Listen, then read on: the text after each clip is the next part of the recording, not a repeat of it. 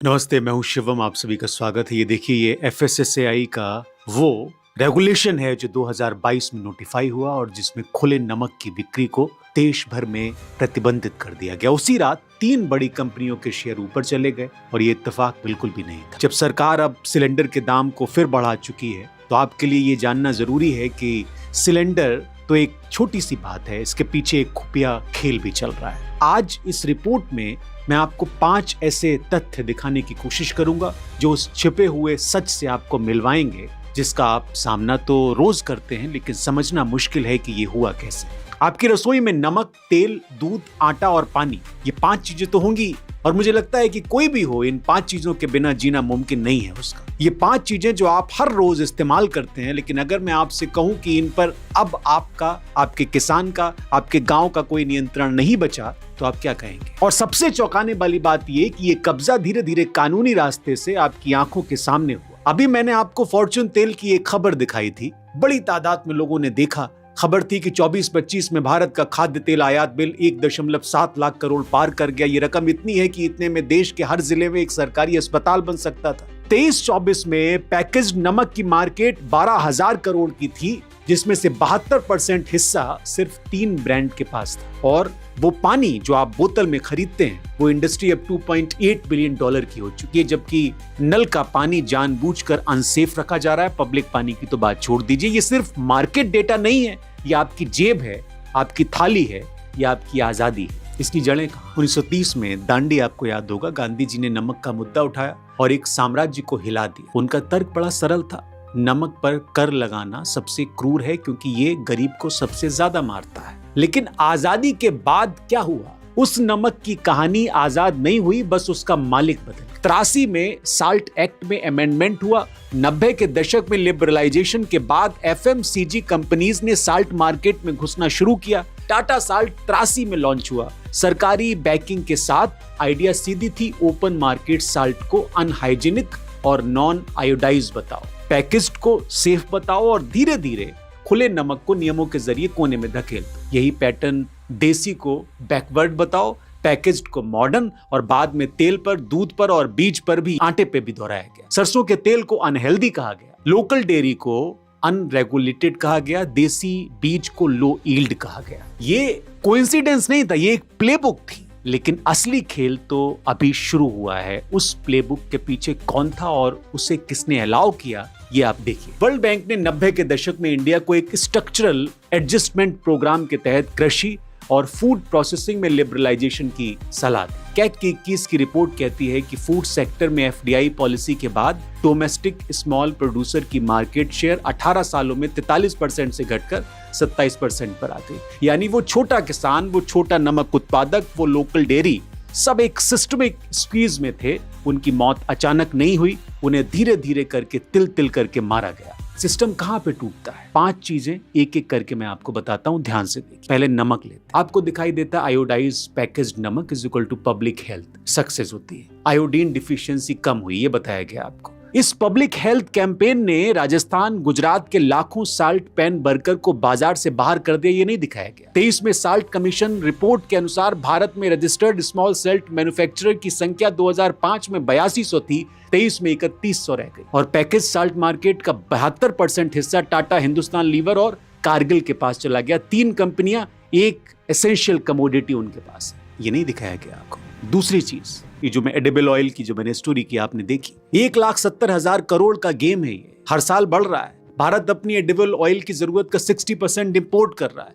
सरसों का तेल जो सदियों से भारतीय रसोई की पहचान था, 2002 में दिल्ली में एक ड्रॉपसी एपिडेमिक का शिकार बना। उस एपिडेमिक के बाद सरसों के तेल पर पार्शियल बैन लगा। इन्वेस्टिगेशन बाद में इनकंक्लूसिव रही, लेकिन कंज्यूमर कॉन्फिडेंस टूट गया और उस वैक्यूम में पाम ऑयल और रिफाइंड ऑयल का इन्वेजन हुआ। आज उस इंपोर्ट और रिफाइनिंग चेन पर कौन है? अडानी जैसी कंपनियां हैं। फॉर्च्यून ब्रांड है इंडिया की सबसे बड़ी एडिबल ऑयल कंपनी। सेवी फिलिंग कहती है कि इनका मार्केट शेयर 18% से ऊपर चला गया है। रुचि सोया जो अब पतंजलि के पास चली गई, बाबा के पास। पाम ऑयल का 90% इंपोर्ट मलेशिया और इंडोनेशिया से हो रहा है। वो सप्लाई चेन जो भारत से हजारों किलोमीटर दूर है, वही आपके खाने का तेल तय कर रही है। दूध पे आते हैं, व्हाइट रेवोल्यूशन 2.0, अमूल, एक कोऑपरेटिव मॉडल जिसने 1970 के दशक के बाद भारत को डेयरी में सेल्फ सफिशिएंट बनाया। ऑपरेशन फ्लड, वर्गीज कुरियन, ये असली सक्सेस स्टोरी है।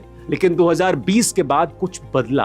Private dairy companies Reliance retail dairy push, ITC's dairy foray और विदेशी ब्रांड जैसे नेस्ले और डेनोन को एग्रेसिव एक्सपेंशन करने का मौका मिला। कोऑपरेटिव मॉडल को स्क्वीज किया गया या पॉलिटिकल इन्फ्लुएंस बढ़ाया गया। एनएसएसओ के 22-23 के डेटा के हिसाब से डेयरी कोऑपरेटिव की मिल्क प्रोक्योरमेंट शेयर 15-16 में 30% थी। 22-23 में अगर आप इस प्रोक्योरमेंट का शेयर देखेंगे तो घट गई। छोटे डेयरी फार्म को अब कोऑपरेटिव की बजाय प्राइवेट एग्रीगेटर को मिल्क बेचनी पड़ रही है, जो प्राइस अपने आप तय करते हैं। कोऑपरेटिव को पॉलिटिकल पावर से मुक्त करने की बजाय एक नए तरह की व्यू रचना की गई। जिस दिन कोऑपरेटिव मॉडल पूरी तरह कमजोर हो जाएगा, उस दिन दूध की कीमत किसान नहीं बोर्ड रूम में तय होगी, जो हो रही। आपके बच्चे जो दूध पीते हैं वो आपकी अर्निंग से बाहर हो जाएगा। अब अनाज पे आते हैं, आटा, चावल, बीज। ये सबसे खतरनाक हिस्सा है। एक किसान पीढ़ियों से ये तय करता था, फसल उगाता था, कुछ बीज अगले साल के लिए बचा लेता था। ये उसका सबसे बड़ा एसेट था, उसकी आजादी का आधार।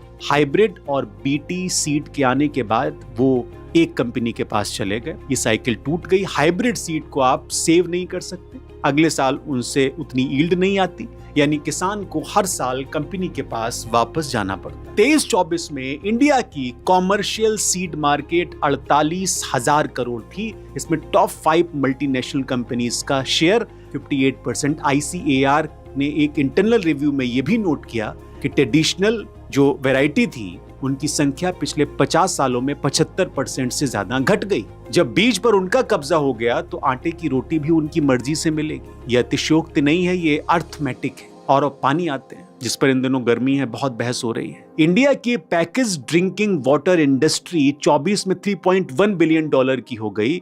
बिस्लरी, किंगले, एक्वाफिना और रिलायंस कैंपा वाटर, ये वो प्लेयर्स हैं। कैग की 22 की रिपोर्ट में ये पाया गया कि देश के 75% नगर पालिका क्षेत्रों में पाइप्ड वाटर सप्लाई की क्वालिटी स्टैंडर्ड 19 से 21 के बीच कंसिस्टेंटली नहीं मिली। लेकिन water treatment infrastructure per capita spending में बढ़ोतरी भी नहीं हुई। एक अर्थशास्त्री इसे कहते हैं मैन्युफैक्चर्ड इनसिक्योरिटी। जब पब्लिक यूटिलिटी जानबूझकर अंडर इन्वेस्टमेंट रहती है तो प्राइवेट अल्टरनेटिव अनिवार्य बन जाते हैं। यही हो रहा है। आप 20 रुपए की बोतल खरीदते हैं क्योंकि नल का पानी अनसेफ है। नल का पानी अनसेफ रहता है क्योंकि इंफ्रास्ट्रक्चर को फंड नहीं मिला, और इंफ्रास्ट्रक्चर को फंड नहीं मिला इसलिए क्योंकि इसे पूछा नहीं गया, आपने पूछा नहीं। ये सब अलग अलग घटनाएं नहीं है जो मैंने 5 चीजें आपको बताई। नमक रेगुलेशन, तेल import policy, seed pattern law, water infrastructure neglect, ये सब एक पैटर्न है। इकोनॉमिस्ट और पब्लिक पॉलिसी रिसर्चर बिराज पटनायक ने 2023 में एक शोध किया, रिसर्च किया। उन्होंने कहा कि भारत में फूड सिस्टम का औद्योगिकीकरण एक साइलेंट रिवॉल्यूशन है। ये किसी एक सरकार की नीति नहीं है, ये एक इंस्टीट्यूशनल ड्रिफ्ट है जो 91 के बाद से हर सरकार में जारी रहा। रेगुलेटर्स, इंडस्ट्री और पॉलिसी मेकर के बीच में एक लाइन धुंधली हो गई। कभी गौर किया आपने इस पर? एक चेन आपको दिखाता हूं। मिनिस्ट्री ऑफ फूड प्रोसेसिंग उसके बाद नीति बनाती है, एफएसएसआई नियम लागू करती है, लेकिन एफएसएसआई बोर्ड में इंडस्ट्री रिप्रेजेंटेटिव भी होते हैं, यानी वही लोग जिनके बिजनेस को रेगुलेट करना है वो खुद रेगुलेटरी बॉडी के करीब है। ये एक इकोनॉमिक है, इसका एक क्लासिक रेगुलेटरी कैप्चर है जिसमें जिस इंस्टीट्यूशन को रेगुलेट होना चाहिए वो धीरे धीरे उन्हीं इंटरेस्ट को सर्व करने लगती है जिन्हें उसे कंट्रोल करना था। और स्टेक होल्डर ऐसा क्यों करते हैं? क्योंकि इंसेंटिव स्ट्रक्चर ऐसा है, कोई बड़ी कंपनी किसी एक्स ब्यूरोक्रेट को एडवाइजरी बोर्ड पर रखती है, कोई नया रेगुलेशन आने से पहले इंडस्ट्री को कंसल्टेशन के नाम पर लूप में रखा जाता है। और ये करप्शन नहीं है, ये एक सिस्टम है और इसलिए ये ज्यादा खतरनाक है। अब सबसे बड़ा सवाल, क्या इसका कोई जायज पक्ष भी है? क्या दूसरी तरफ के लोग कुछ सही कर रहे हैं? एफएमसीजी इंडस्ट्री और पॉलिसी डिफेंडर का एक तर्क है, मैं आपको बताता हूं। उन्होंने कहा स्टैंडर्डाइजेशन और पैकेज्ड फूड ने फूड सेफ्टी में क्रांति लाई। आयोडीन डिफिशियंसी डिसऑर्डर 90 के दशक में 70 मिलियन केस से घटकर आज बहुत कम हो गए, ये पैकेज सॉल्ट की वजह से। एडिबल ऑयल इंपोर्ट ने इंडिया को अफोर्डेबल कुकिंग ऑयल दिया। अगर सिर्फ डोमेस्टिक प्रोडक्शन होती तो ऑयल प्राइस दोगुने होते। और हाइब्रिड सीड ने ग्रीन रिवॉल्यूशन को पॉसिबल किया, ये सब बताया जाता है। फूड प्रोसेसिंग और कॉर्पोरेट इन्वेस्टमेंट ने इंडिया के फार्मर्स को एक रिलायबल वायर दिया है। कॉन्ट्रैक्ट फार्मिंग मॉडल जहां वेल इंप्लीमेंटेड है, जैसे पंजाब में आलू और टोमेटो, वहां फार्मर की इनकम में 20 से 30% की बढ़ोतरी देखी गई। ये सारे तर्क दिए जाते हैं। डॉक्टर अशोक गुलाटी हैं, एग्रीकल्चर इकोनॉमिस्ट हैं। ये आर्गुमेंट ठीक है, लेकिन जब डेटा से इसको कंस्ट्रक्ट करते हैं तब एक बात आती है, एक आयोडीन डिफिशियंसी। हाँ, आयोडीन डिफिशियंसी कम हुई, लेकिन WHO इंडिया रिपोर्ट 23 कहती है कि double salt fortification iron plus iodine जो जरूरी था, अभी भी मार्केट में सिर्फ 8% पेनिट्रेशन है, यानी हेल्थ बेनिफिट का आर्गुमेंट अधूरा है। मार्केट कॉन्सेंट्रेशन हो गई है, लेकिन न्यूट्रिशन आउटकम ऑप्टिमाइज नहीं हुए। 2, एफोर्डेबल ऑयल। हाँ, पाम ऑयल सस्ता है, लेकिन ICMR कहती है 24 में कहा उसने, पाम ऑयल का एक्सेस कंजम्पशन दिल की बीमारियों को बढ़ाता है। इंडिया में रिफाइंड पाम ऑयल कंजम्पशन पिछले 15 सालों में 3 गुना बढ़ा, और इसके इंपोर्ट से भारत की ट्रेड डिफिशिएंसी एक ऐसी कमोडिटी पर है जो क्लाइमेट सेंसिटिव और जियोपॉलिटिकल वनरेबल है। 3, सीड यील्ड। ग्रीन रिवॉल्यूशन ने व्हीट और राइस में यील्ड बढ़ाई, पैदावार बढ़ाई, ये सच है, लेकिन ICAR का डेटा बताता है कि उसी पीरियड में soil health degradation, water table घटा, क्रॉप डाइवर्सिफिकेशन ने भारी कीमत चुकाई इसकी, और वो बेनिफिट किसान के पास कितने रहे? NSSO 2022-23 की रिपोर्ट कहती है कि एवरेज इंडियन फार्मर की नेट मंथली इनकम 10,000 से कुछ ज्यादा है। तो अगर पैदावार बढ़ी तो किसानों की आमदनी क्यों नहीं बढ़ी? यानी दोनों तरफ तथ्य हैं, लेकिन जब आप सब तथ्य एक साथ रखते हैं तो पैटर्न आपको साफ दिखता है। प्रोडक्टिविटी गेन का ज्यादातर हिस्सा कहां गया? किसानों के पास या सप्लाई चेन के ऊपरी हिस्से में? आप कमेंट करके जरूर बताइए। आप कहेंगे सॉल्यूशन क्या है? मैं आपको सॉल्यूशन नहीं दे सकता, क्योंकि सॉल्यूशन देना बड़ा आसान है, लेकिन जो सवाल ज्यादा जरूरी है वो ये कि हम यहां तक पहुंचे कैसे। 1930 में गांधी जी ने नमक उठाया था, क्योंकि उन्हें पता था कि रोज की जिंदगी की सबसे छोटी चीज पर नियंत्रण ही असली आजादी की परीक्षा है। आज 95 साल बाद वही नमक, वही तेल, वही रोटी, फिर से उसी नियंत्रण की लड़ाई में। बस एक बार दुश्मन बदला है, ईस्ट इंडिया कंपनी नहीं है इस बार वो एक लोगो है, एक ब्रांड है, एक सप्लाई चेन है। और इस बार लड़ाई उतनी विजुअल नहीं है। जब सिस्टम इतना कॉम्प्लेक्स हो जाता है कि आम आदमी समझ ही ना पाए कि उसके साथ हो क्या रहा है, तो वो कॉम्प्लेक्सिटी खुद एक हथियार बन जाती है। यही सरकार ने किया। आज आप एक पैकेट खोलते हैं, बारकोड स्कैन करते हैं, डेटा जाता है, डिमांड प्रिडिक्ट होती है, प्राइस सेट होती है, और आप सोचते हैं कि आपने अपनी मर्जी से चुना। क्या आपने सच में चुना? इसका जवाब दीजिए। क्या आपके लिए चुना जा चुका था बहुत पहले, किसी कॉन्फ्रेंस रूम में, किसी पॉलिसी डॉक्यूमेंट में, किसी रेगुलेटरी नोटिफिकेशन में, जिसे आपने कभी पढ़ा ही नहीं? ये सिर्फ फूड पॉलिसी नहीं है, ये इस बात की कहानी है कि एक लोकतंत्र में कॉन्सेंट कैसे मैन्युफैक्चर होती है। मैं आपसे एक काम मांगता हूँ, अगली बार जब आप नमक का एक पैकेट उठाएं,